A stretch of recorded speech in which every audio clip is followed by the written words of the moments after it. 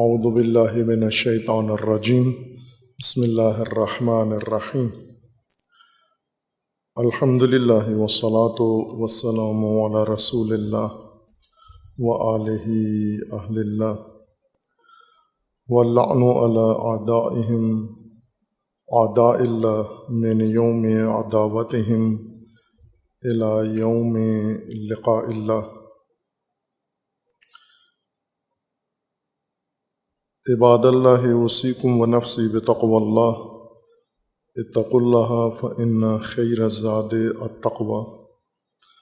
بندگان خدا، آپ سب کو اور اپنے نفس کو تقوی الہی کی وصیت کرتا ہوں، تقوی الہی کی نصیحت کرتا ہوں، تقوی الہی کی جانب دعوت دیتا ہوں اور تاکید کرتا ہوں کہ اپنی زندگی تقوی کے مطابق بسر کریں، تقوی کے زیر سایہ زندگی گزاریں، تقوی کی بنیاد پر نظام زندگی قائم کریں۔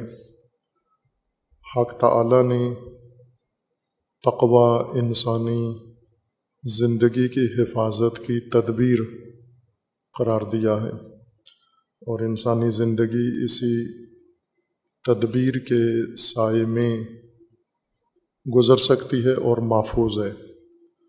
تقوی سے باہر انسانی زندگی کا حلیہ وہی ہے جو آج کی انسانی نسل بھگت رہی ہے، اور خصوصاً مسلمان بغیر تقوی کے زندگی کا خمیازہ بھگت رہے ہیں۔ موجودہ انسانی نسل اور بالخصوص مسلمان تقوی کے بغیر زندگی میں جن آفات کا شکار ہیں، جن مصائب کا شکار ہیں، جن مسائل کا شکار ہیں،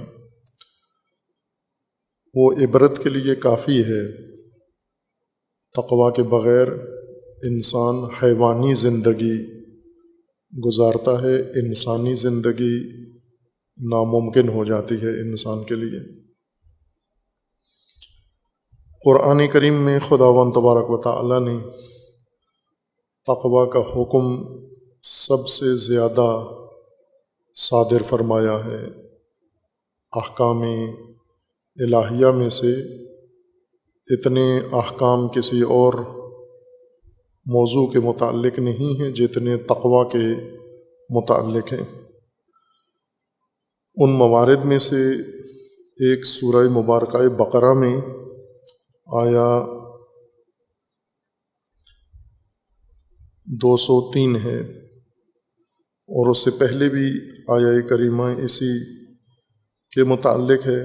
حج کے تذکرہ کے ضمن میں خداوند تبارک و تعالیٰ نے مومنین کو تقوی کا حکم تکراراً بیان فرمایا ہے۔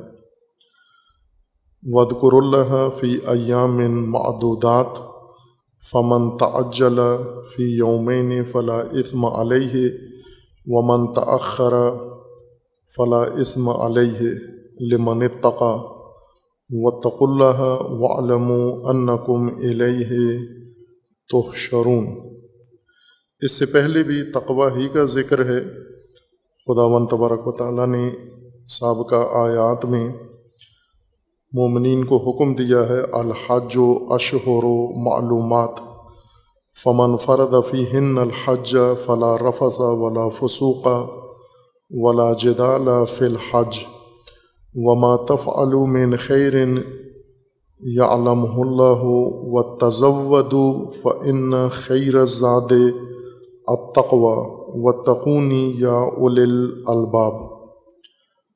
آیا 197 میں اللہ تعالیٰ نے حج کے ضمن میں، بیان حج کے ضمن میں ذکر فرمایا ہے، الحج اشہر معلومات، حج مشخص معین مہینوں کے اندر انجام پائے گا، یا حج کے لیے معین اوقات و مہینے ہیں۔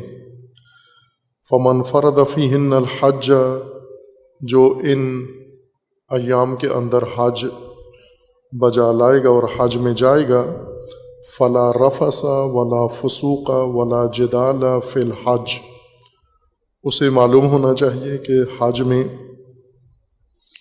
بہت سارے جائز امور بھی ممنوع ہو جاتے ہیں اور بہت سارے ناجائز امور جو معمول کے دنوں میں بھی ناجائز اور حرام ہیں وہ حج میں بھی اسی طرح ناجائز ہیں۔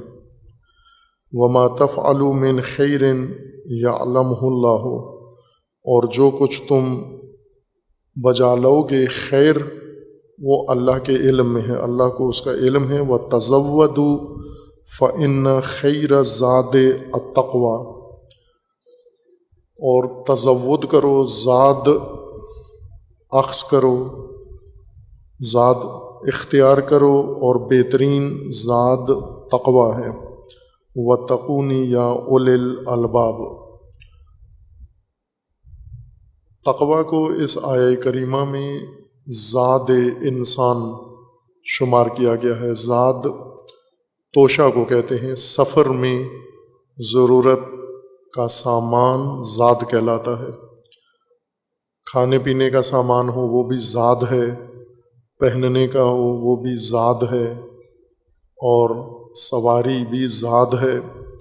بعض اوقات اس کے ساتھ راحلہ اضافہ کر دیتے ہیں، زاد و راحلہ، لیکن راحلہ نہ بھی کہیں تو زاد خود شامل ہے ان تمام ضروریات کو جو انسان سفر میں اختیار کرتا ہے۔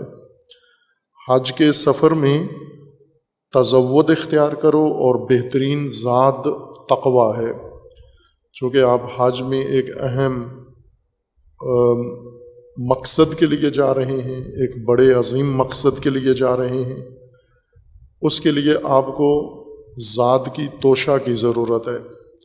ایک توشہ جو آپ کو گھر سے مکہ تک پہنچائے، کھانا پینا، اور ایک توشہ وہ ہے جو آپ کو مقصد تک پہنچائے۔ حج پر جس مقصد کے لیے جاتے ہیں اس کے لیے بھی زاد چاہیے آپ کو۔ مکہ کا زاد علیحدہ ہے اور حج کا زاد علیحدہ ہے۔ مکہ کے لیے آپ کو پیسے چاہیے، کھانا چاہیے، پاسپورٹ چاہیے، ٹکٹ چاہیے آج کی ضرورتوں کے مطابق، اور سواری چاہیے۔ یہ چیزیں آپ کو مکہ پہنچاتی ہیں، لیکن حج کے لیے جس آمادگی کی ضرورت ہے، توشہ کی ضرورت ہے، وہ تقوی ہے۔ تقوی نہ پرہیزکاری کہ پرہیز کار انسان جائے حج کا مقصد حاصل کر لیتا ہے، بلکہ تقوی سے مراد قرآنی اصطلاح حفاظت و تحفظ، یعنی حفاظتی تدبیر اپنایا ہوا انسان جب حج پہ جائے تو مقصد حج حاصل اس کو ہوتا ہے۔ عموماً حج کے لیے ہم مادی توشہ اہتمام کے ساتھ فراہم کرتے ہیں اور تشخیص دیتے ہیں، اس کے لیے جستجو کرتے ہیں، جو بہترین سفر کا وسیلہ ہو اسے اختیار کرتے ہیں، لیکن حج کے لیے کوئی اہتمام نہیں کرتے، مکہ کا اہتمام کرتے ہیں۔ حج کے لیے نہ تربیت کی جاتی ہے، نہ تعلیم دی جاتی ہے، اور حضرت امام زین العابدین علیہ الصلاۃ والسلام کے فرمان کے مطابق، جیسا شبلی کو امام نے فرمایا تھا کہ تو نے جو کچھ کیا ہے ظاہری طور پر سارے اعمال اور مناسک انجام دیے ہیں، لیکن حج نہیں ہوا تیرا، ما حججتا، تو نے حج نہیں کیا، حج ضائع ہو گیا تیرا۔ بائیں کہ اس نے ظاہری طور پر فقہی لحاظ سے کوئی کمی انجام نہیں دی، کوئی عمل باطل انجام نہیں دیا، سب صحیح عمل انجام دیا تھا۔ اس کے باوجود امام علیہ السلام نے فرمایا کہ تیرا حج نہیں ہوا ہے۔ آج بھی حج اسی طرح سے ہو رہا ہے، مکہ کا سفر ہو جاتا ہے لیکن حج نہیں ہوتا۔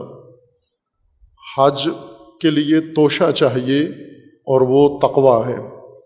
حج کے لیے اور بھی ضرورت ہے، تقوی کے ساتھ ساتھ تقوی کے لوازمات بھی انسان کو حج کی تکمیل کے لیے ضروری ہیں، لیکن بنیادی قرآن جس توشہ کو لازمی قرار دیتا ہے وہ تقوی ہے۔ لیکن یہ توشہ مختص نہیں ہے حج کے لیے، حج کی آیت کے ضمن میں اس کا ذکر ہوا ہے، ورنہ یہ زاد زندگی ہے۔ مقصد حج بھی اسی توشہ سے حاصل ہوتا ہے، اور مقصد زندگی اور مقصد خلقت بھی اسی توشہ سے انسان کو نصیب ہوتا ہے، جس کا نام تقوی ہے۔ اور تقوی سے مراد تحفظ ہے، حفاظت ہے۔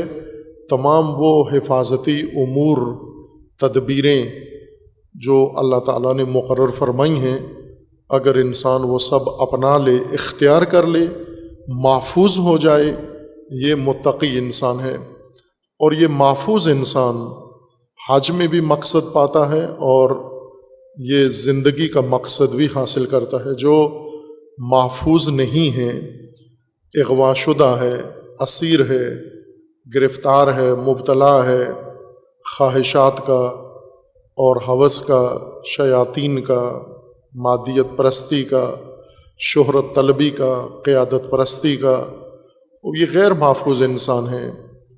یہ مکہ گھوم کر آتا ہے، حج کر کے نہیں آتا۔ اور اسی طرح دیگر عبادات بھی بظاہر ڈھانچہ ان کا انجام دیتا ہے، لیکن ان کا مقصد حاصل نہیں کر سکتا، چونکہ زاد انسان کے لیے تقوی ہے فقط۔ اور اسی کے بعد پھر یہی آیات حج کی ہی جاری ہیں، اور آیا 203 تک یہ مطلب پہنچتا ہے، وَاذْكُرُوا اللَّهَ فِي أَيَّامٍ مَعْدُودَاتٍ۔ وہاں پر تھا الحج اشہر معلومات، حج معین مہینوں کے اندر ہے۔ اس آیہ کریمہ میں ہے اللہ کا ذکر کرو، ذکر الہی کرو، ذکر اللہ کرو ایام معدودات میں، معین گنتی کے ایام میں جو آپ کے لیے مقرر کیے گئے ہیں۔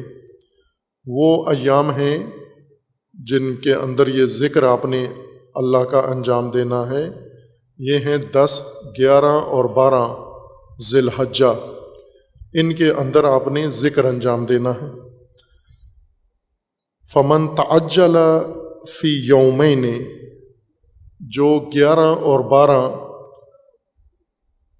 2 دن حج میں ذکر الہی انجام دے کے تعجیل کرے اور مکہ واپس آ جائے منا سے، فلا اسم علیہ، اس پر کوئی گناہ نہیں ہے۔ ومن تأخر، اور جو 1 دن اور رک گیا، 13 ذی الحجہ بھی اس نے وہیں پہ گزار دیا اور ذکر الہی میں، فلا اسم علیہ، اس پر بھی کوئی گناہ و اسم نہیں ہے۔ لمن اتقی، یہ وہ شخص ہے جس نے تقوی اختیار کیا۔ اور پھر حکم ہوتا ہے واتقوا اللہ واعلموا انکم الیہ تحشرون، پھر تقوی کا حکم صادر ہوتا ہے واتقوا، آیا 197 بھی، اور پھر آیا 203 میں واتقوا اللہ، تقوی اختیار کرو کہ تم اللہ کے طرف محشور ہو رہے ہو۔ ان میں ایک تو احکام ہیں حج کے، کہ 10/9 کو حج شروع ہوتا ہے، 9 ذی الحجہ کو عرفہ سے شروع ہوتا ہے، پھر اس کے بعد حاجی عرفہ سے رات کو منتقل ہو جاتا ہے ایک وادی میں بنام مشعر، منا اور عرفہ کے درمیان میں ہے، رات وہاں بسر کرتا ہے، اور صبح طلوع کے وقت، سورج طلوع ہونے کے وقت وادی مشعر کو ترک کرتا ہے اور وادی منا میں آ جاتا ہے۔ مشعر کو مزدلفہ بھی کہتے ہیں، زمین قرب، قرابت کی زمین، وادی۔ وہاں سے 10 ذی الحجہ کو صبح عید کے دن منا میں داخل ہو جاتا ہے، اس سے پہلے اجازت نہیں ہے، طلوع کے بعد منا میں آتا ہے، پھر آ کے وہاں کے اعمال انجام دیتا ہے، رمی جمرہ کرتا ہے، قربانی کرتا ہے، محل ہوتا ہے۔ یہ اعمال ہیں، سر تراشتا ہے، سر منڈواتا ہے مرد، اور پھر اس کے بعد احرام کھول دیتا ہے، پھر 2 دن اور وہاں قیام کرتا ہے 11 اور 12 ذی الحجہ کو۔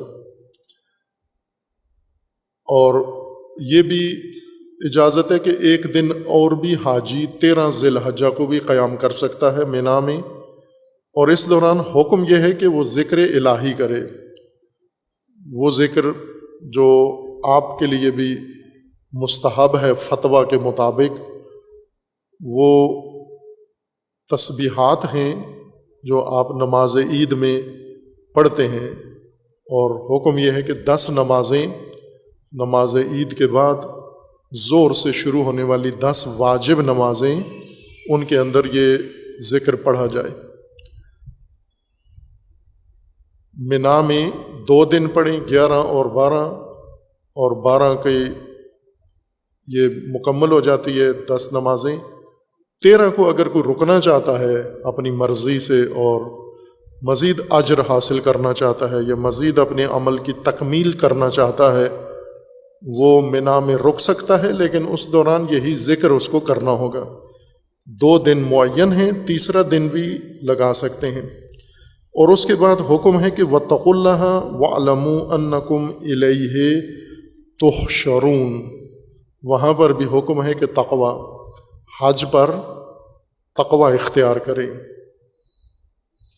ہم یہ سمجھتے ہیں کہ خود حج پہ جانا ہی تقوی ہو جاتا ہے، یعنی حج پہ جانے سے ہی تقوی حاصل ہو جاتا ہے انسان کو۔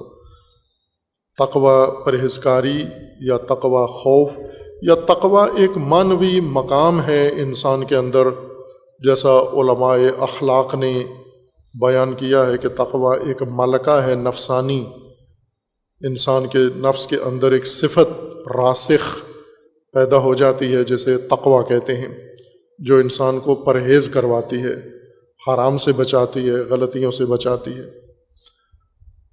اس تفسیر تقوی کے مطابق حج پہ جانا ہی انسان کے تقوی کا ذریعہ ہے، لیکن قرآن کے مطابق آپ حج اس وقت مکمل کر سکو گے جب تقوی اختیار کرو گے،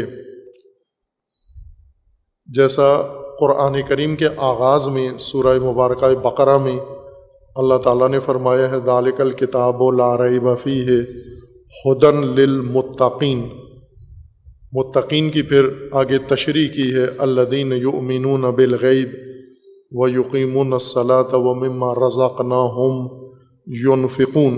یہاں علماء مفسرین میں یہ الجھن پیدا ہوئی ہے کہ قرآن ہدایت ہے متقیوں کے لیے، اور متقی وہ ہوتے ہیں جو نماز، جو ایمان رکھتے ہیں غیب پر، صلاۃ اقامہ کرتے ہیں اور انفاق کرتے ہیں جو اللہ نے انہیں رزق عطا کیا ہے۔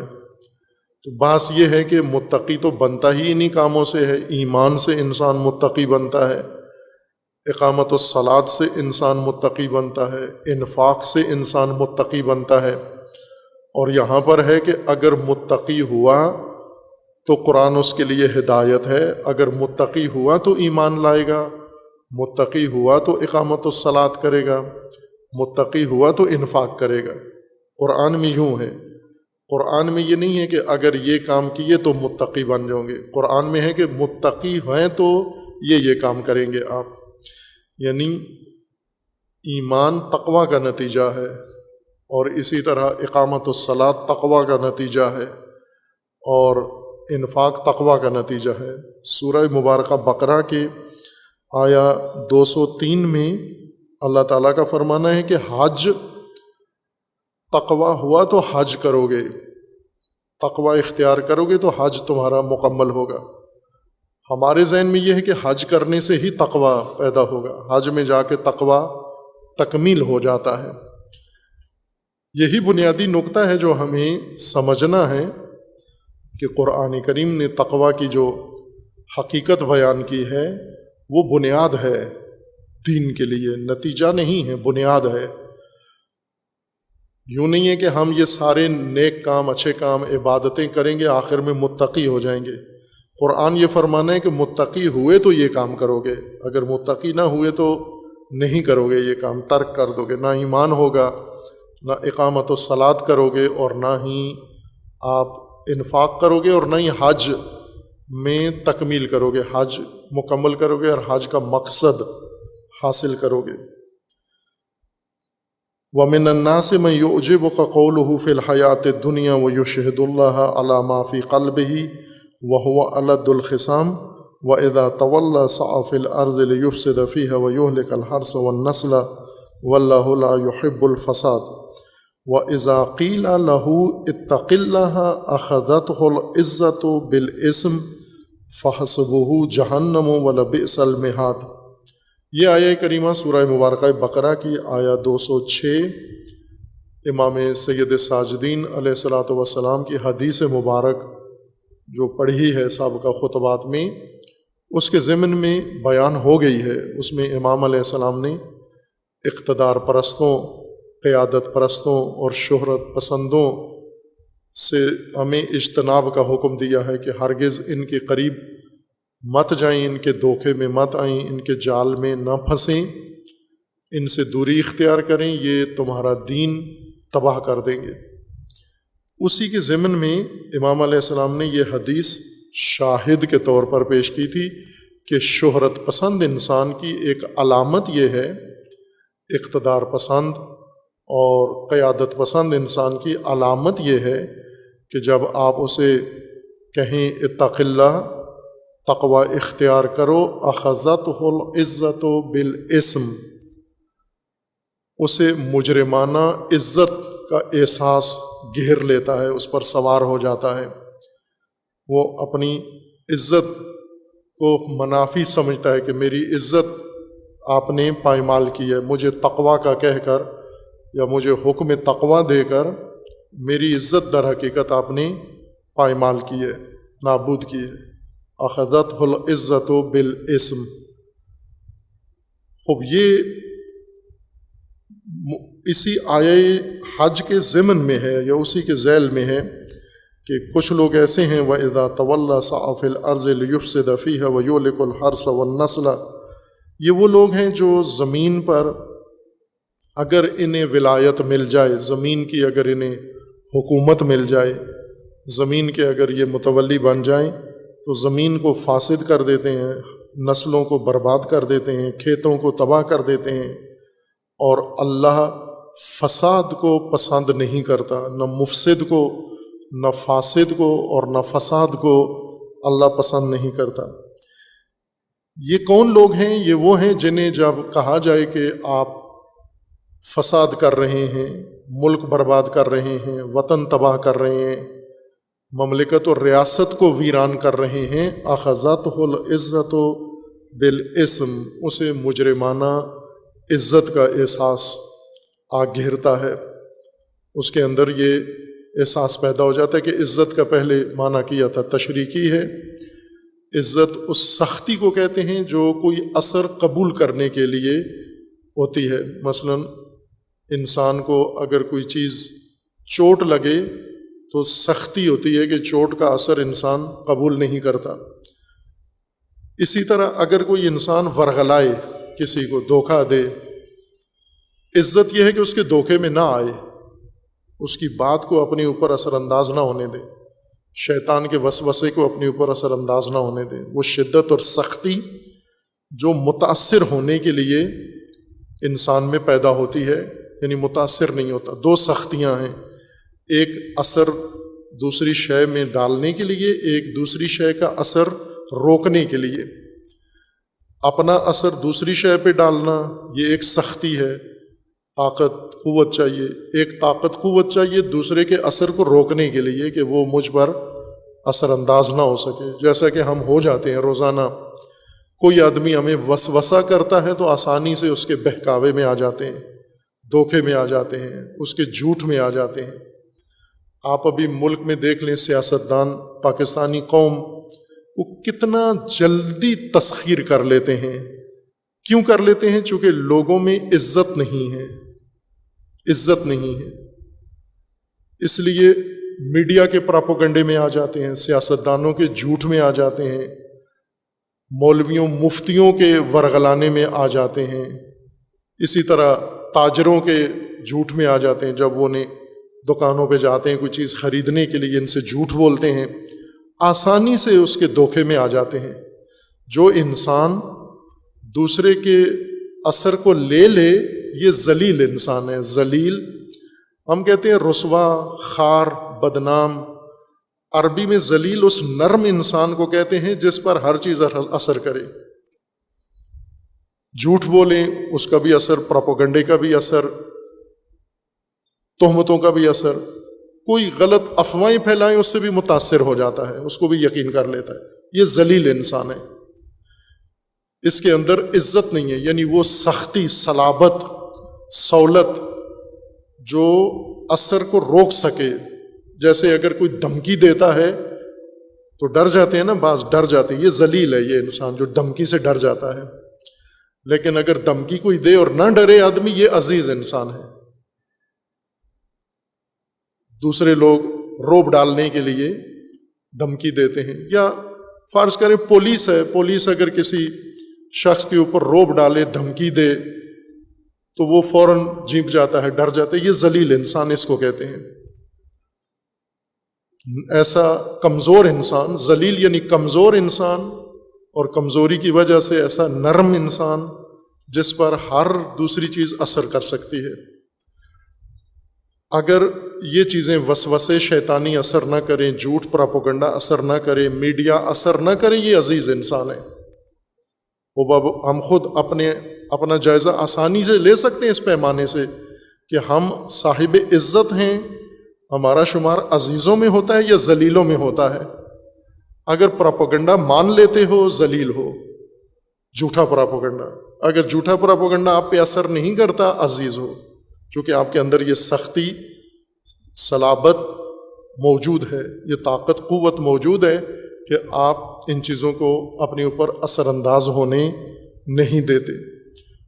بہت سارے لوگ ہیں، احساسات بعض اوقات انسان پر اثر انداز ہو جاتے ہیں، جذبات انسان پر اثر انداز ہو جاتے ہیں، حالات انسان پر اثر انداز ہو جاتے ہیں۔ یہ جو حالات سے مغلوب ہو جائے، جذبات سے مغلوب ہو جائے، احساسات سے مغلوب ہو جائے، افواہوں سے، پروپیگنڈے سے مغلوب ہو جائے اور مخالفت سے مغلوب ہو جائے، یہ ذلیل انسان ہے۔ قرآن کی اصطلاح میں یہ ذلیل آدمی ہے۔ عزیز کون ہے؟ عزیز انسان وہ ہے جو جس کے اندر شخصیت اتنی مضبوط ہو، اتنی توانا، طاقتور شخصیت ہو کہ یہ چیزیں اس پر اثر نہ کر سکیں، البتہ دلیل کو مانتا ہو، حق کو مانتا ہو، حق کے مقابلے میں سختی نہ دکھائے۔ وہ الد ہے، الد، لدود، ہٹ درم کہلاتا ہے۔ جھوٹ کے مقابلے میں اگر سختی دکھا رہے ہو تو عزیز ہو، سچ کے مقابلے میں سختی دکھاؤ گے تو لدود ہو۔ لدود یعنی ہٹ درم، منفی صفت ہے انسان کی۔ وہ ذلت سے بھی بدتر ہے کہ جو انسان حق کے سامنے بھی ضد کر دے، ڈٹ جائے کہ میں جھوٹ بھی نہیں مانتا، سچ بھی نہیں مانتا۔ کچھ لوگ ایسے ہوتے ہیں، کچھ بھی نہیں مانتے، ان کو نہیں کہتے عزیز انسان ہیں۔ عزیز جو مضر چیزوں کے مقابلے میں سختی دکھائے، نقصان دہ امور کے مقابلے میں سختی دکھائے۔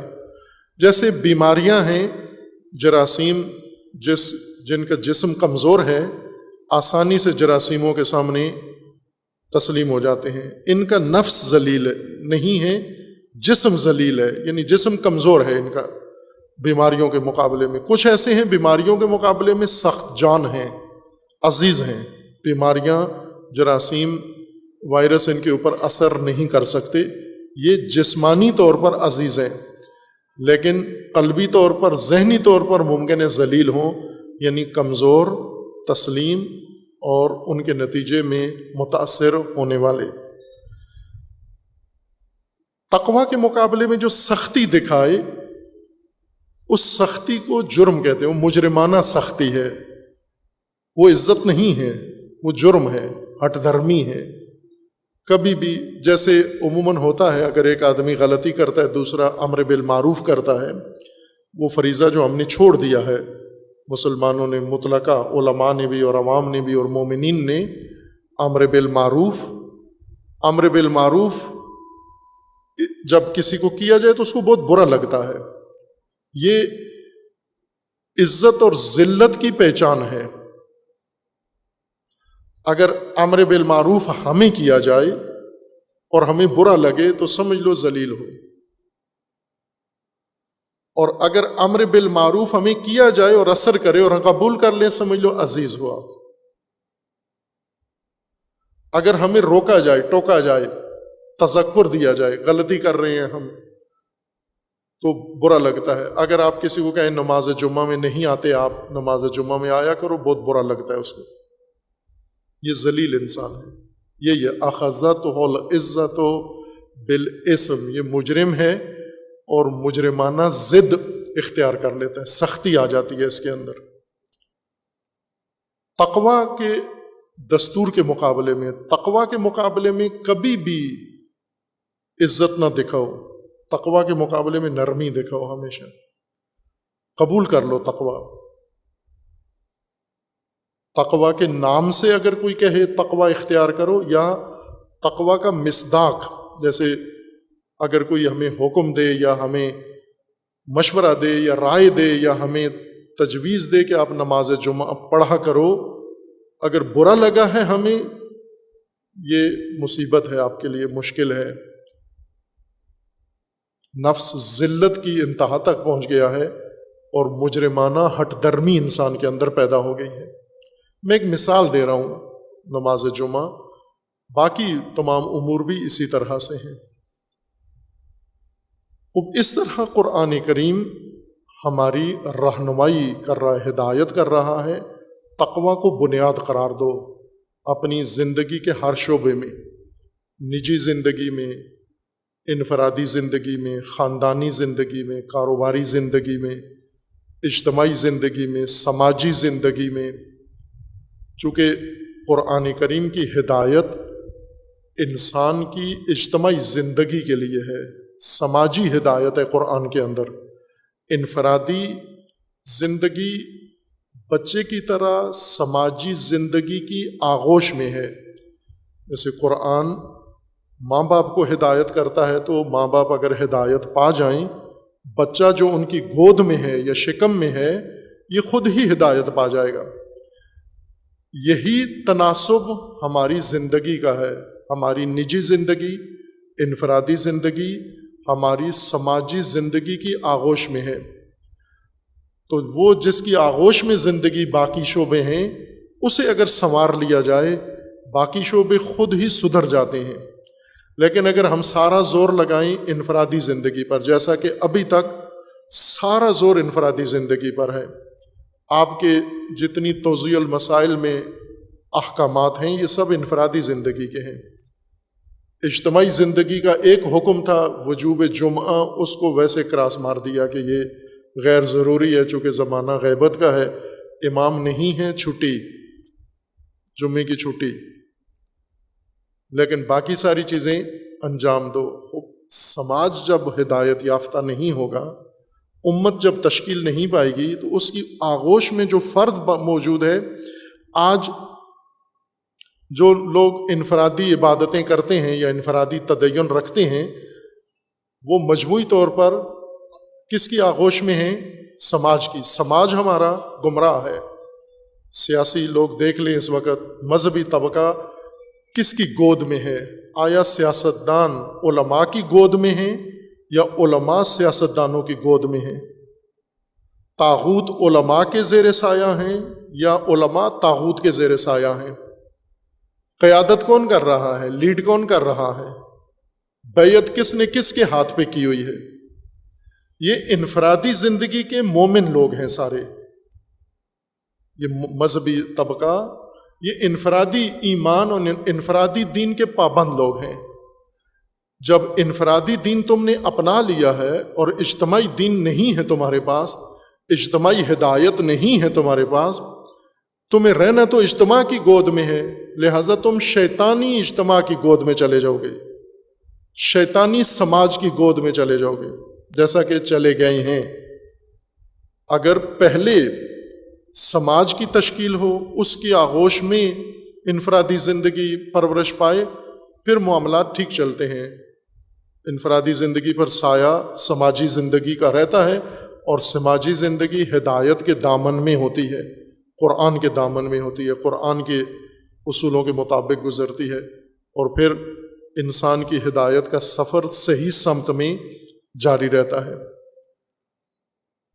تقویٰ کا جو قرآن کریم حکم دیتا ہے کہ جب کہا جائے اتق اللہ واذا قیل لہ اتق اللہ اخذتہ العزۃ بالاسم فحسبہ جہنم ولبئس المہاد، اب اس کے لیے جہنم ہی کافی ہے، اس کی کفایت کے لیے جہنم ہے، یعنی ایسے انسان اور معاشرے کے لیے جہنم کے علاوہ کوئی مناسب جگہ نہیں ہے جس کے اندر مجرمانہ عزت یا ضد موجود ہو۔ اس کو ضد کہیں، عزت کہا گیا ہے، لیکن ظاہر ہے جب تقویٰ کے مقابلے میں سختی انسان دکھاتا ہے تو اس کو ضد کہتے ہیں، ضد میں آ جاتا ہے انسان، اس کے ٹھکانہ جہنم ہے۔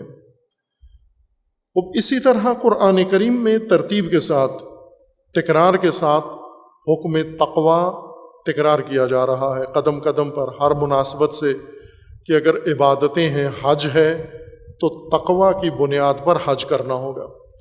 وہ تقویٰ جو حج سے آپ لے کر آتے ہیں وہ ایک مرحلہ ہے، مرتبہ ہے تقویٰ کا، اور وہ تقویٰ جو آپ سے حج کرواتا ہے یہ ایک علیحدہ مرتبہ ہے تقویٰ کا، یعنی حج آپ کو تحفظ دیتا ہے، حج بھی تقویٰ کا عامل ہے، اور حج وہی انسان کرتا ہے جو محفوظ ہو، جس نے اپنی حفاظت کی ہوئی ہو وہی حج کرتا ہے۔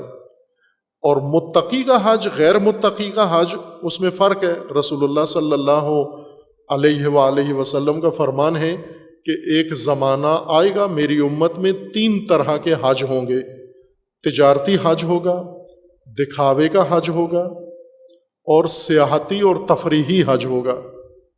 کچھ ایسے لوگ ہوں گے جو تفریح کے لیے حج پہ جائیں گے، کچھ ایسے لوگ ہوں گے جو کاروبار کے لیے، خرید و فروخت کے لیے حج پہ جائیں گے، اور کچھ ایسے لوگ ہیں جو حاجی کہلانے کے لیے حج پر جائیں گے کہ ہمیں حاجی کہا جائے، خوش ہوتے ہیں اگر انہیں حاجی صاحب کہا جائے، اس شہرت کے لیے حج پر جائیں گے۔ خوب ظاہر ہے کہ یہ غیر متقیوں کا حج ہے، تجارت کے لیے، سیاحت کے لیے اور شہرت کے لیے جو حج ہو، تفریح کے لیے، یہ غیر متقیوں کا حج ہے۔ متقیوں کا حج، اگر متقی حج پہ جائے اس کا کیا نتیجہ ہے؟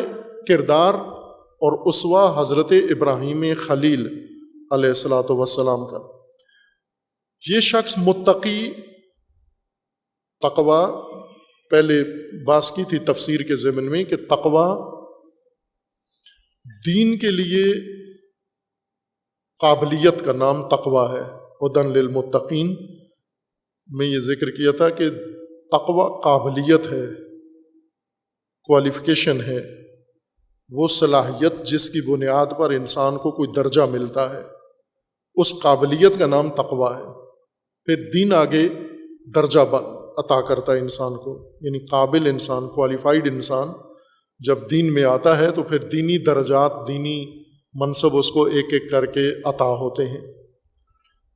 یہ قابلیت انسان کو حج پہ لے کے جاتی ہے، اور حج جب انسان انجام دیتا ہے، اگر ابراہیمی حج بجا لائے تو ابراہیمی حج جو تلاش کرنا پڑے گا حاجی کو، وہ کیا حج ہے، اس لیے کہ متروک ہو گیا ہے، معدوم ہو گیا ہے، اس کے نقش مٹ چکے ہیں، اس کے آثار ختم کر دیے گئے ہیں، اور جو حج ہو رہا ہے وہ رسم حج بھی نہیں رہی۔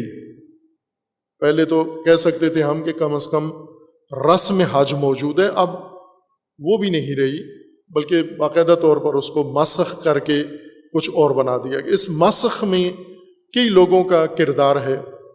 عموماً یہاں سے جو مومنین حج پہ جاتے ہیں ان کی کوشش یہ ہوتی ہے کہ کوئی اچھا کاروان ملے جس کے اندر ہمیں سہولتیں زیادہ ہوں، ہوٹل اچھا دیں، بسیں اچھی دیں، ٹکٹ اچھے دیں، اور باقی جو وہاں کے سہولتیں ہیں وہ کاروان ہمیں اچھی فراہم کریں، اور کرتے ہیں۔ کاروان چونکہ کاروبار ہے ان کا، تو کاروبار ٹورزم والے کرتے ہیں، سہولتیں دیتے ہیں اپنے گاہکوں کو، لیکن یہی کاروان سہولتوں والا حج سے انسان کو محروم کر دیتا ہے، حج ابراہیمی سے محروم کر دیتا ہے۔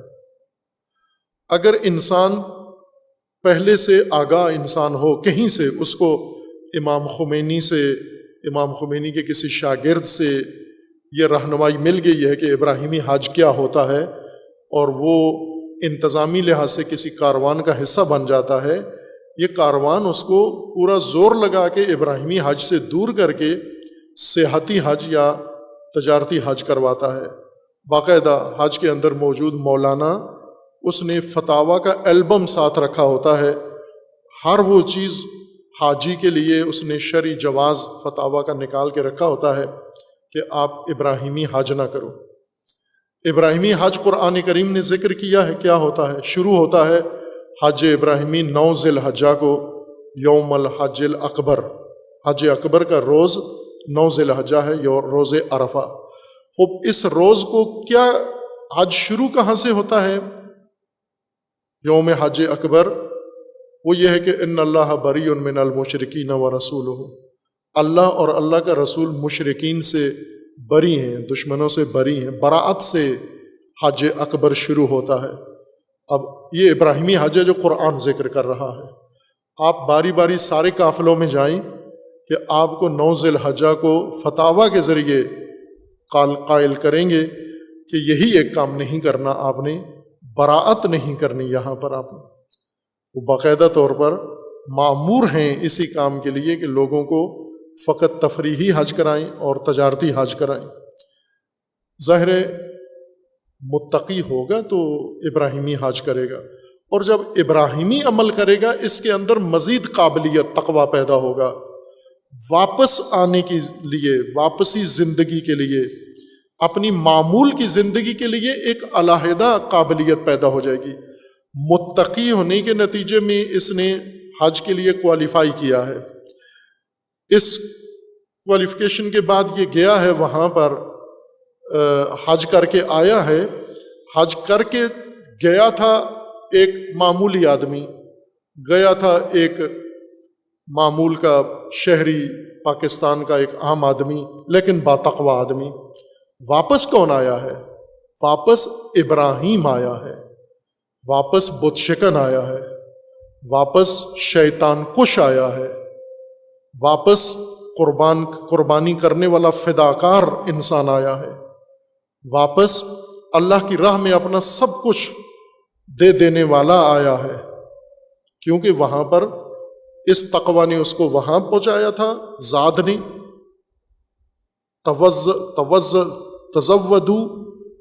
تزود اختیار کرو کہ خیر الزاد تقویٰ ہے، یہ ذات قابلیت تھی، اس نے حج پہ پہنچایا۔ حج سے مزید تقویٰ انسان کے اندر پیدا ہوا، اگلے درجے کا ابراہیمی تقویٰ پیدا ہوا۔ پہلے ایمانی تقویٰ پیدا ہوا جس نے ہم سے وہ عمل کروایا، اور وہاں جا کر ابراہیمی تقویٰ پیدا ہوا، اور واپس آ کر ابراہیم واپس آیا ہے، ابراہیمی کردار واپس آیا ہے، ابراہیمی شخصیت واپس آئی ہے، اور اس نے اب اپنے مشرکانہ ماحول کے اندر جو کام کرنا ہے وہی جو حضرت ابراہیم خلیل علیہ الصلاۃ والسلام نے انجام دیا ہے۔ اگر اس طرح سے تقویٰ بنیاد بن جائے ہر عمل کی، حج کی طرح، چونکہ آیات میں حج کا ذکر ہے، مثال حج کی ذکر کی ہے، اگر یہ تقویٰ ہر چیز کی بنیاد بن جائے، نظام تعلیم کی بنیاد تقویٰ، مسجدوں کی بنیاد تقویٰ، سیاست کی بنیاد تقویٰ، تجارت کی بنیاد تقویٰ، یہی نتیجہ تقویٰ کا ہر جگہ ہوگا جو حج میں قرآن کریم نے ذکر کیا ہے ابراہیمی حج کے لیے۔ اللہ تعالی ہم سب کو توفیق فہم قرآن عطا فرمائے، تقوی قرآنی اپنانے کی اللہ تعالیٰ توفیق عطا فرمائے، اور قرآن و اہل بیت علیہ السلام کی تعلیمات کو سمجھنے کی، صحیح سمجھنے کی اللہ تعالیٰ ہم سب کو توفیق عنایت فرمائے انشاءاللہ۔ اعوذ باللہ من الشیطان الرجیم، بسم اللہ الرحمن الرحیم، انا اعطیناک الکوثر فصل لربک وانحر ان شانئک هو الابتر۔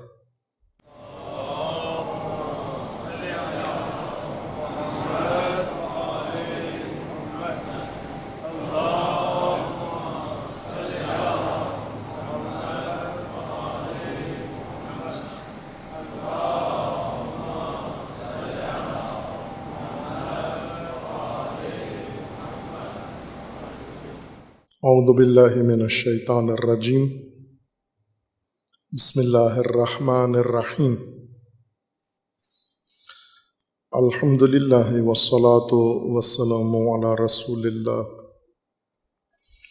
وآلہ اہل اللہ سیما علی امیر المؤمنین علی ابن ابی طالب علیہ الصلاۃ والسلام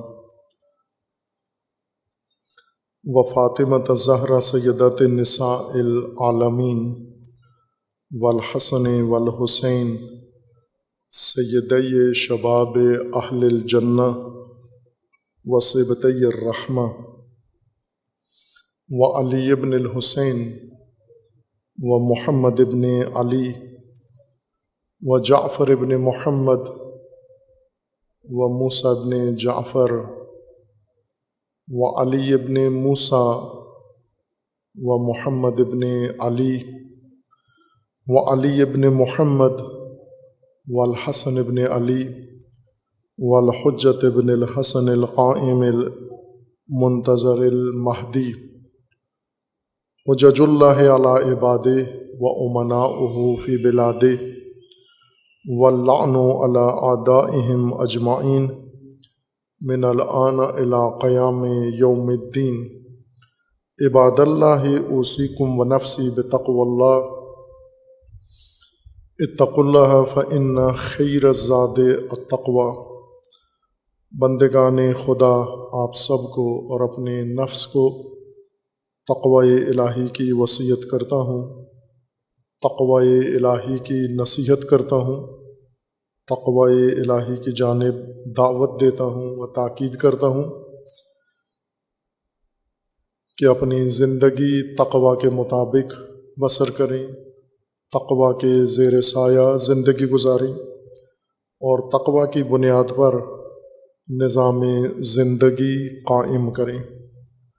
تقوی انسانی حفاظت کی تدبیر ہے، انسانی زندگی کے تحفظ کی تدبیر ہے، اور تقوی عملی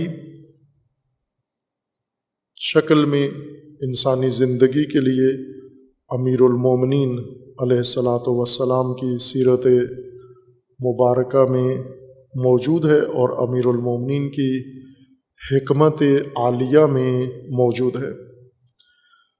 حکمت 108 میں امیر المومنین علیہ الصلاۃ والسلام فرماتے ہیں لقد علق بنیات ھذا الانسان بضعۃ ہی اعجب ما فیہ وذلک القلب۔ انسان کے وجود میں ایک بہت ہی عجیب عضو موجود ہے جس کا نام دل ہے، وَلَهُ مَوَادٌ مِّنَ الْحِکْمَةِ وَأَزْدَادٌ مِّن خِلَافِهَا۔ اس دل کے اندر مختلف مواد ہے، حکمت کا بھی مواد ہے اور حکمت کی ضد بھی ہے، حکمت کے مخالف مواد بھی اسی دل کے اندر ہے۔ فَإِن سَنَحَ لَهُ الرَّجَاءُ أَذَلَّهُ الطَّمَعُ وَإِنْ حَاجَ بِهِ الطَّمَعُ أَهْلَكَهُ الْحِرْصُ۔ ایک مطلب یہ بیان فرمایا کہ انسان کے اندر ایک عضو ہے دل کے نام پر جو عجیب ترین ہے، اور اس کے اندر حکمتیں بھی ہیں اور حکمتوں کے منافی اور مخالف کیفیات بھی ہیں انسان کی۔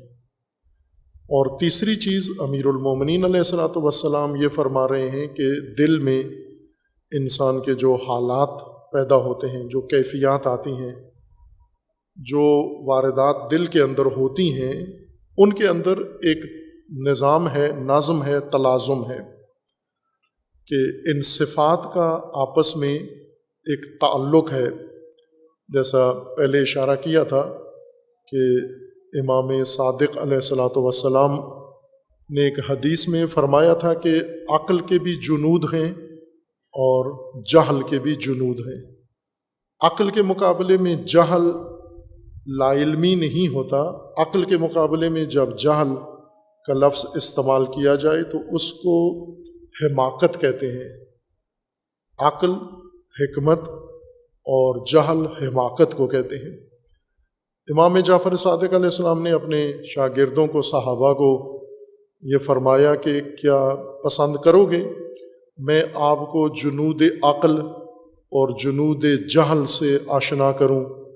انہوں نے رغبت ظاہر کی، وہ بھی فارغ لوگ تھے، آپ تو مصروف ہیں۔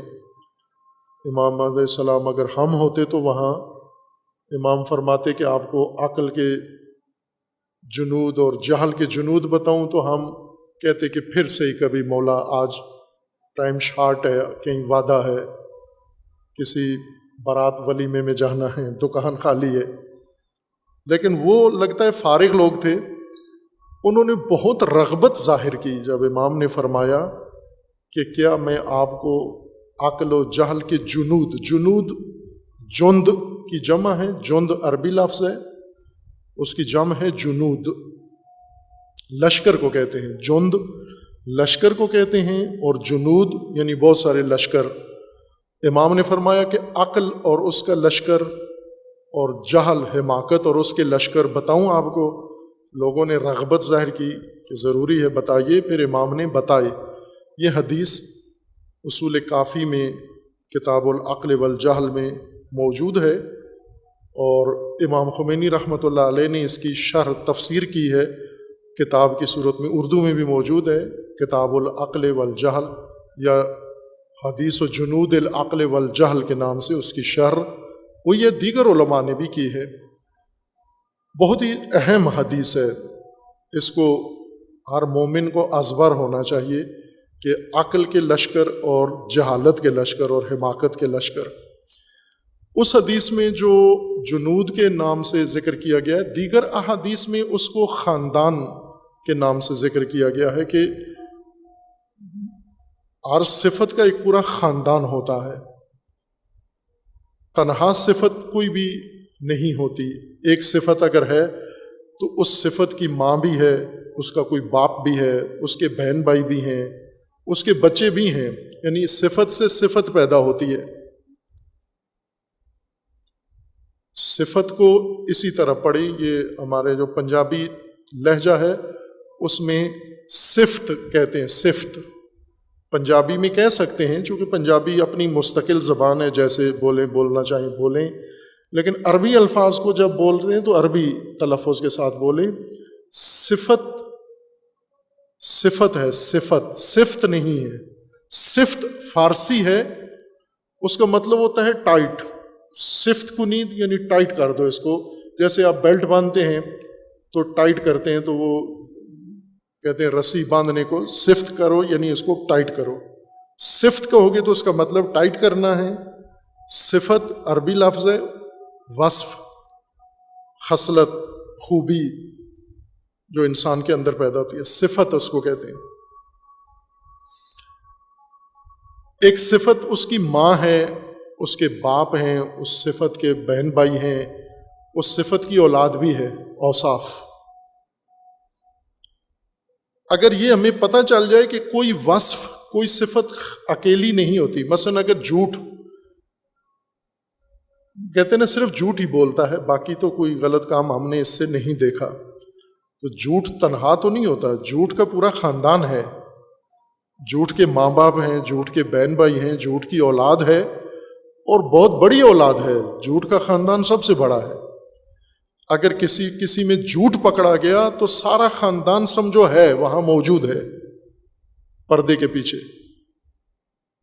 اسی طرح خیانت ہے اگر، تو تنہا نہیں ہوتی خیانت، خیانت کے ساتھ اور بہت ساری صفات ہیں، منافقت ہے، اس کے ساتھ اور بہت ساری صفات ہیں۔ اسی طرح جو اچھی صفات ہیں، فضائل، وہ صفات جو انسان میں فضائل کہلاتے ہیں، تو وہ بھی خاندانی شکل میں موجود ہوتے ہیں۔ جیسے ہم مثلا علی علیہ السلام کے بارے میں ایک صفت سب مومنین کو پتہ ہے، شجاعت، باقی کا علم نہیں ہے، چونکہ ذاکروں کو بھی نہیں پتہ، باقی ہمیں ذاکروں نے بتانا ہے مولا علی، اور مولا علی کے بارے میں ان کو ایک ہی صفت ہے، شجاعت۔ شجاعت تنہا نہیں ہوتی، شجاعت کا پورا خاندان ہے صفت۔ اسی طرح مقابلے میں بزدلی ہے، جوبن، اگر کوئی انسان بزدل ہے تو صرف بزدلی نہیں ہے، یہ نہ کہیں کہ صرف بزدل ہے باقی سخی بھی ہے اور بڑا مہربان بھی ہے، نہ، اگر بزدلی ہے تو پورا خاندان قبیلہ پورا موجود ہوگا وہاں پر، بزدلی تنہا نہیں آتی، یہ قانون ہے صفات کا۔ امیر المومنین علیہ الصلوۃ والسلام اس حکمت میں 108 میں تیسرا مطلب یہی بیان فرما رہے ہیں۔ پہلا مطلب دل اور اس کا عجوبہ ہونا، دوسرا مطلب اس کے اندر حکمتیں اور حکمتوں کی ازداد کا جمع ہونا بیک وقت۔ دل کے اندر حکمتیں بھی ہیں اور دل کے اندر حکمتوں کی متضاد حالتیں بھی ہیں۔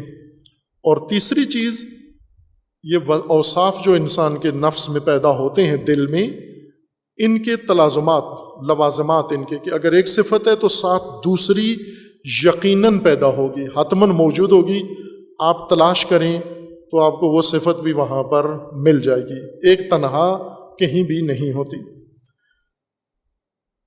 بعض روایات میں ہے مرحوم شیخ انصاری، شیخ اعظم انصاری رحمۃ اللہ علیہ، انہوں نے، ان کی کتاب اجتہاد کی بنیادی کتاب ہے مقاصد، اس کی پہلی جلد میں مقاصد محرمہ جس کا نام ہے پہلے حصے میں، وہاں ایک روایت انہوں نے نقل کی اور احکام بیان کہ بعض اوصاف، بعض انسان کے اندر ایسی چیزیں موجود ہیں کہ اگر ایک موجود ہوں تو آپ باقی سب بھی اس کی طرف منسوب کر سکتے ہیں۔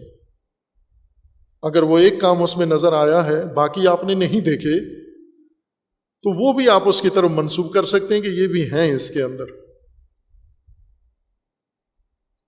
اس کی طرف پہلے بھی بعض مجالس میں اشارہ کیا ہے کہ تنہا کوئی بھی صفت نہیں ہے، اس کے ہمراہ اس کے لوازمات ہیں، ملزومات ہیں و لوازمات۔ یہاں پر امیر المومنین علیہ السلام چند نمونے دل کی حالات کے بیان فرماتے ہیں کہ اگر ایک چیز دل میں پیدا ہوئی، دوسری خود ہی آ جائے گی، پیدا ہو کے یا اس کے مخالف پیدا ہو جائے گی یا اس کے متلازم، یعنی اسی سے ملتی جلتی صفت پیدا ہوگی۔ اس کا پہلا نمونہ یہ ہے کہ فَإِنْ صَنَحَ لَهُ الرَّجَا أَضَلَّهُ الطَّمَعُ وَإِنْ حَاجَ بِهِ الطَّمَعُ أَهْلَكَهُ الْحِرْصُ۔ یہ پہلا نمونہ، ابھی جاری ہے حدیث۔ اگر انسان کے اندر رجا پیدا ہو، امید کے پیدا ہوتے ہی دوسری چیز جو انسان کے اندر جنم لیتی ہے وہ ہے طمع، اور طمع کے پیدا ہوتے ہی جو ہی طمع کا تولد ہوتا ہے انسان کے اندر، اس کے اندر تیسری چیز پیدا ہو جاتی ہے بنام حرص۔ رجا، رے، جیم، الف، حمزہ، رجا قرآنی اصطلاح بھی ہے، احادیث میں بھی ہے، روایات میں بھی ہے، اور دعاؤں میں اور مناجات میں کثرت سے اس کے بارے میں آپ پڑھتے ہیں۔ اس کا مطلب ہوتا ہے امید، طمع، توئے، طوطے والا توئے، میم عین، طمع۔ عموماً اس کا معنی اردو میں لالچ کیا جاتا ہے، طمع، لالچ۔ اور تیسری چیز ہے حرص۔ رجا مثبت چیزوں میں سے ہے، حکمتوں میں سے ہے امید۔ رجا کے مقابلے میں ہوتا ہے یاس، نا امیدی، یا قنوت، قنوتیت، لا تقنطوا من رحمت اللہ، اللہ کی رحمت سے مایوس مت ہو۔ امید کا مطلب ہوتا ہے کسی چیز کے حصول اور وقوع کے بارے میں انسان کے اندر رجحان، خواہش، تمنا، آرزو کسی چیز کے حصول کی، ایسی چیز کے حصول کی جس کا حاصل ہونا انسان کے لیے اطمینان آور ہو، یعنی مطمئن ہو انسان کہ یہ چیز مجھے حاصل ہو سکتی ہے، قریب الحصول، قریب الوقوع چیز، جو دوسروں نے بھی کوشش کی ہے، انہیں بھی ملی ہے، میں بھی کوشش کروں گا مجھے بھی مل جائے گی یہ چیز۔ اس چیز کے حصول یا اس خواہش کو، اس آرزو کو عربی زبان میں رجا کہتے ہیں۔ ایسی چیز کے حصول کی امید جس کا حصول ممکن ہو اور جس کا حصول متوقع ہو اور جس کا حصول یقینی ہو یا اطمینانی ہو، ایسی امید دل میں رکھنا، اس کو رجا کہتے ہیں۔ مثلا بارش کا وقوع، بارش ہونی ہے، اگر آپ اس موسم میں برسات میں آرزو کریں، امید کریں کہ بارش ہوگی یا بارش ہو، تمنا کریں، اور بارش کا اس موسم میں وقوع ممکن ہے اور متوقع ہے اور یقینی کہہ لیں یا اطمینان کی حد تک انسان کے اندر یہ وثوق ہے کہ بارش ہوگی اور ہو، یہ امید کہلاتی ہے یہ چیز۔ طمع کس کو کہتے ہیں؟ وہ بھی امید ہی ہے، آرزو کو ہی طمع بھی کہتے ہیں، لیکن ایسی چیز کے حصول کی آرزو جس کا حصول ممکن نہ ہو، معمولاً ممکن نہ ہو یا متوقع نہ ہو، اور اس کے بارے میں اس کے حصول کا یقین نہ ہو بلکہ حاصل نہ ہونے کا انسان کو اطمینان ہو، اس آرزو کو طمع کہتے ہیں۔ رجا امید کا نام ہے، طمع بھی امید کا نام ہے۔ رجا اس امید کو کہتے ہیں، اس شے کی امید جس کا حصول ممکن ہو، جس کا حصول متوقع ہو، جس کا حصول یقین کے قریب ہو۔ یہ تین خصوصیات اگر امید کے ساتھ ہوں، اس امید کو عربی میں رجا کہتے ہیں۔ اس کے مقابلے میں یاس ہے، قنوط، یعنی انسان کے اندر مایوسی ہو، امید نہ ہو، اور اس کے حصول کا امکان بھی انسان کے دل میں نہ ہو، اس کے حصول کی توقع بھی نہ ہو، اور اس کے حصول کے بارے میں یقین بھی نہ ہو بلکہ یقین ہو کہ یہ حاصل نہیں ہو سکتی۔ ایسے مایوس انسان، جیسے ایک طالب علم کو امتحان اس نے دیا ہے، پاس ہونے کے بارے میں نا امید ہے، مایوس ہے، اسے یوں لگتا ہے کہ میرا پاس ہونا ناممکن ہے، میرا پاس ہونا غیر متوقع ہے، اور میرا پاس نہ ہونا یقینی ہے، پاس ہونا بالکل یقینی نہیں ہے، یہ نا امیدی ہے۔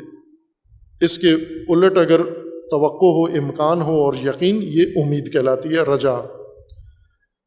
حرص بھی خواہش کو کہتے ہیں، امید ہی کو حرص کہتے ہیں، لیکن ایسی امید جو انسان کے اوپر چھا جائے۔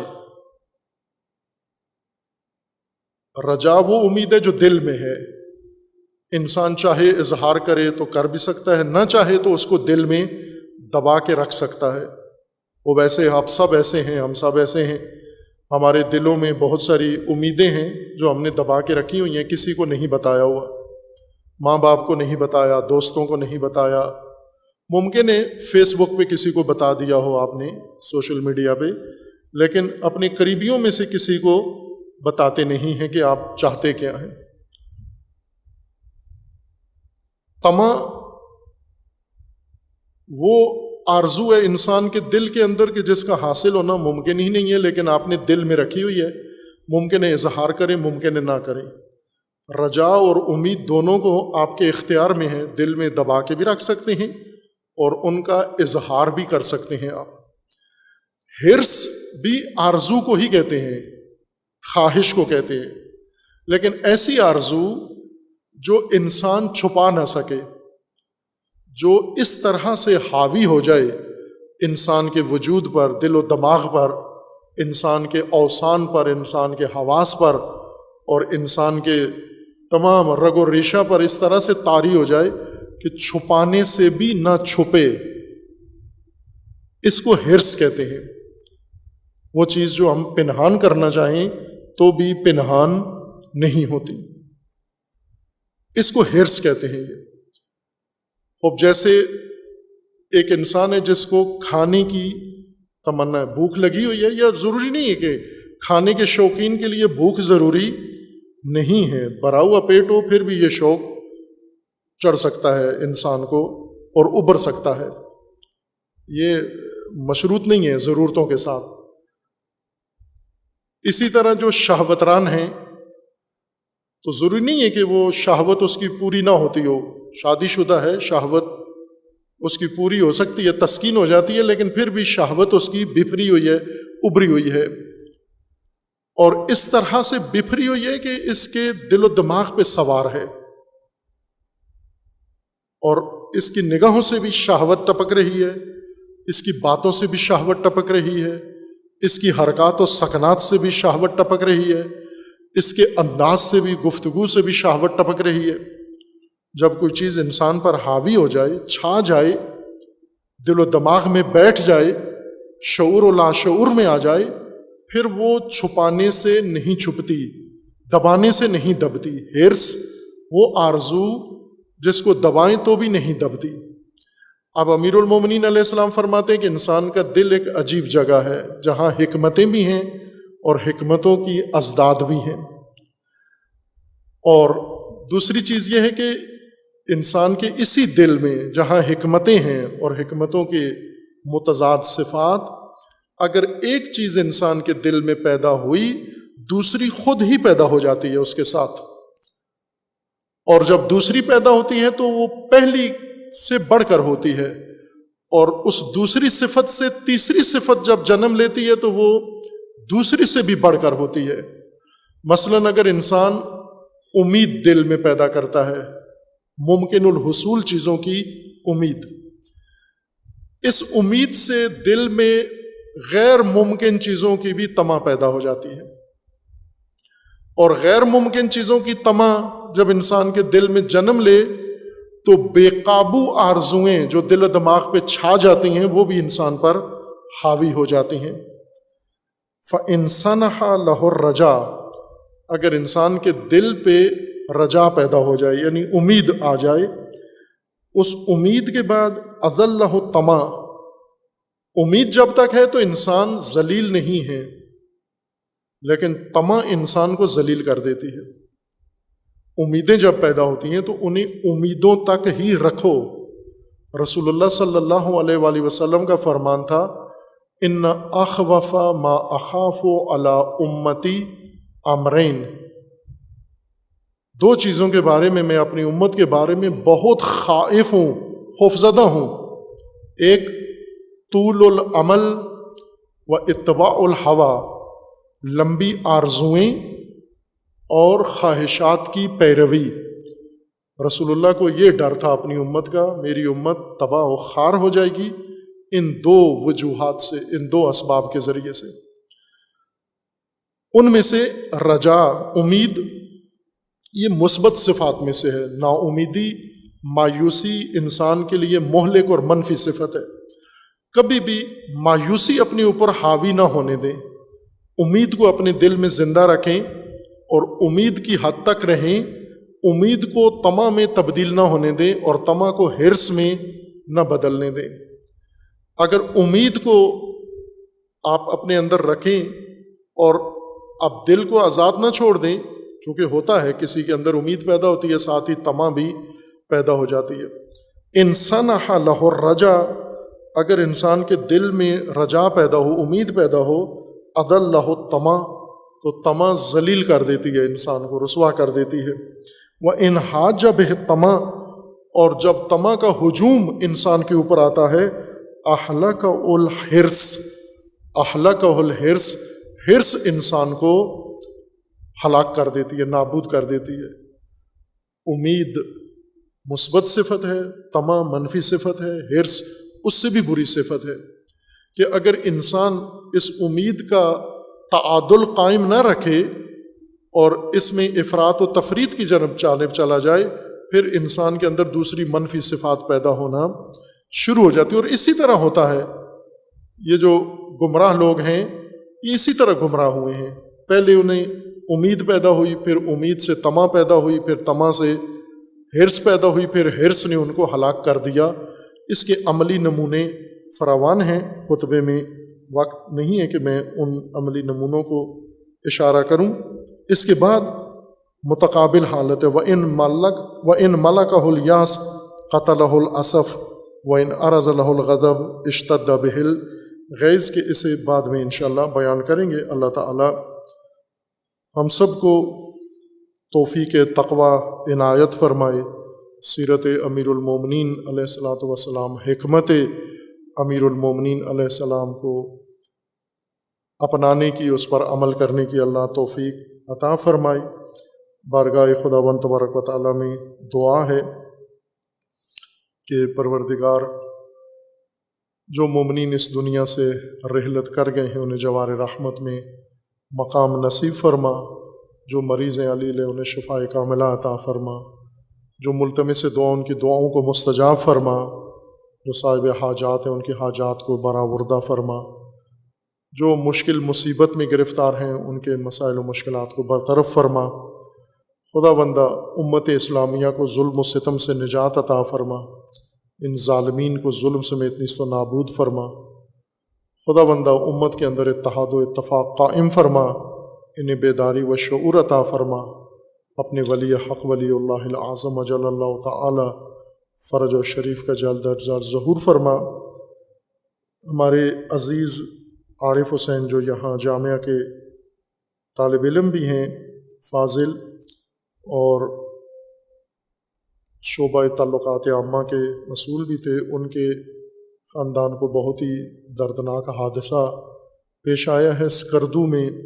ان کے بھائی کے بچے اور ان کی زوجہ اور ان کی بہن اور بہنوئی 7 آدمی یہ کار حادثے میں کھائی میں گرے اور دریا میں ڈوب گئی ان کی کار، اور یہ المناک حادثہ ایک ہی دن پورا خاندان حادثے کا شکار ہوا ہے۔ ہم تعزیت و تسلیت عرض کرتے ہیں اس مصیبت زدہ خاندان کو، اور ان کے لیے صبر جمیل کی عنایت کرتے ہیں۔ اللہ تعالیٰ کے بارگاہ میں دعا گو ہیں کہ وہ لاشیں، اجساد جو ابھی تک نہیں ملے، خداوند تبارک و تعالیٰ مدد فرمائے، اسباب مہیا فرمائے تاکہ ان عزیزوں کی لاشیں انہیں مل جائیں، تاکہ ان کی قبروں کی نشانیاں ان کے پاس سامنے موجود ہوں، اور ان کے بوڑھے والدین کو اللہ تعالیٰ صبر عطا فرمائے، استقامت عطا فرمائے، اور اللہ تعالیٰ ان مرحومین کو جوار رحمت میں مقام عطا فرمائے انشاءاللہ۔ اعوذ باللہ من الشیطان الرجیم، بسم اللہ الرحمن الرحیم، قل هو اللہ احد اللہ الصمد لم یلد ولم یولد ولم یکن لہ کفوا احد۔